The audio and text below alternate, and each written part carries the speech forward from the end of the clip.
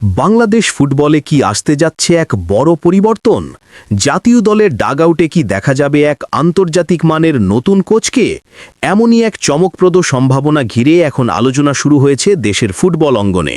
কারণ স্প্যানিশ ফুটবলের অভিজ্ঞতা সম্পন্ন এক হাই প্রোফাইল কোচ ইতিমধ্যেই প্রকাশ করেছেন বাংলাদেশের জাতীয় দলের দায়িত্ব নেওয়ার আগ্রহ।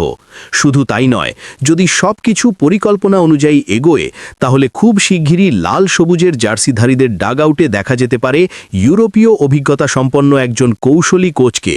আর এই সম্ভাবনা ঘিরেই এখন উত্তেজনা তৈরি হয়েছে ফুটবল প্রেমীদের মাঝে।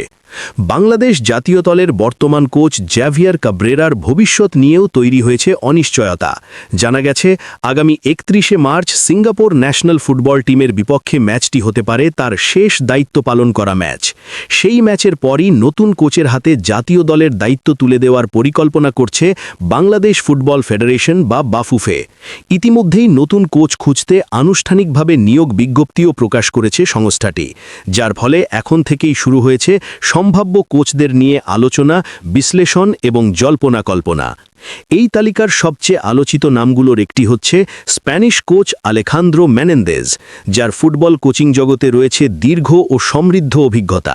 তিনি একসময় স্পেনের বিখ্যাত ক্লাব সেল্টা ভিগো বি এর প্রধান কোচ হিসেবে দায়িত্ব পালন করেছিলেন। সেই সময় তার অধীনে দলটি বেশ প্রতিযোগিতামূলক ফুটবল খেলেছিল এবং তরুণ খেলোয়াড়দের উন্নয়নে গুরুত্বপূর্ণ ভূমিকা রাখে। শুধু তাই নয়, তার কোচিং ক্যারিয়ারের আরেকটি উল্লেখযোগ্য অধ্যায় হল বিশ্বের অন্যতম সেরা ক্লাব রিয়াল মাদ্রিদের যুব একাডেমিতে কাজ করার অভিজ্ঞতা।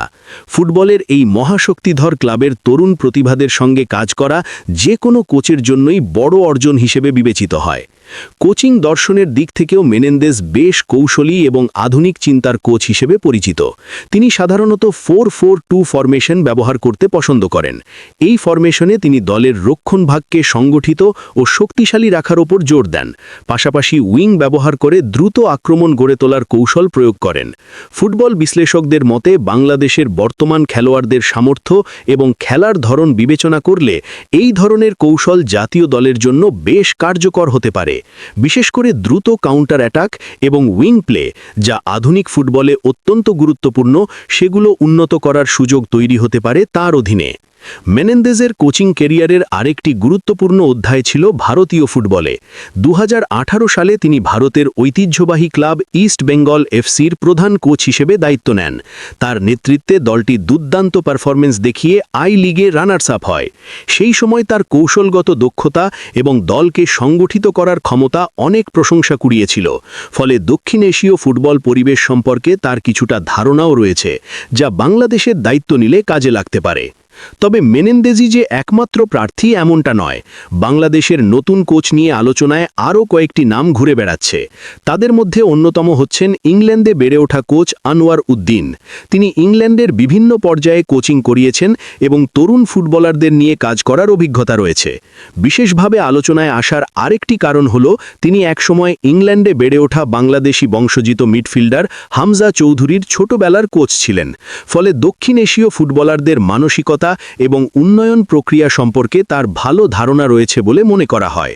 ফুটবল বিশ্লেষকদের মতে এবার বাফুফে এমন একজন কোচ খুঁজছেন যিনি শুধু জাতীয় দল পরিচালনা করবেন না, বরং বাংলাদেশের ফুটবলের সামগ্রিক উন্নয়নের দিকেও নজর দেবেন।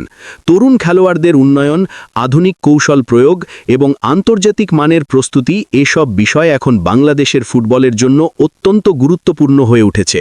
তাই নতুন কোচ নির্বাচনকে ঘিরে বাফুফেও বেশ সতর্কভাবে এগোচ্ছে বলে জানা গেছে। সব মিলিয়ে বলা যায় বাংলাদেশের ফুটবল এখন এক গুরুত্বপূর্ণ মোড়ে দাঁড়িয়ে আছে। নতুন কোচের আগমন শুধু একটি দায়িত্ব পরিবর্তনের বিষয় নয়, এটি হতে পারে জাতীয় দলের কৌশল, পরিকল্পনা এবং ভবিষ্যৎ দিক নির্দেশনার বড় একটি পরিবর্তনের সূচনা। ইউরোপীয় অভিজ্ঞতা সম্পন্ন কোনো কোচ যদি সত্যি দায়িত্ব নেন, তাহলে আন্তর্জাতিক মানের ফুটবল চিন্তাধারা বাংলাদেশের দলে আরও বেশি করে প্রবেশ করতে পারে। এখন ফুটবল প্রেমীদের চোখ একটাই প্রশ্নের দিকে, শেষ পর্যন্ত কে হচ্ছেন বাংলাদেশের নতুন কোচ? স্প্যানিশ কোচ আলেখান্দ্রো মেনেন্দেজ কি সত্যি দায়িত্ব নিতে যাচ্ছেন, নাকি শেষ মুহূর্তে অন্য কোনো চমক অপেক্ষা করছে? সেই উত্তর জানার জন্য হয়তো আর খুব বেশি দিন অপেক্ষা করতে হবে না। তবে একটি বিষয় নিশ্চিত, বাংলাদেশ ফুটবলের সামনে হয়তো শুরু হতে যাচ্ছে এক নতুন অধ্যায়। আর সেই অধ্যায় কতটা সফল হবে সেটিই এখন দেখার অপেক্ষা।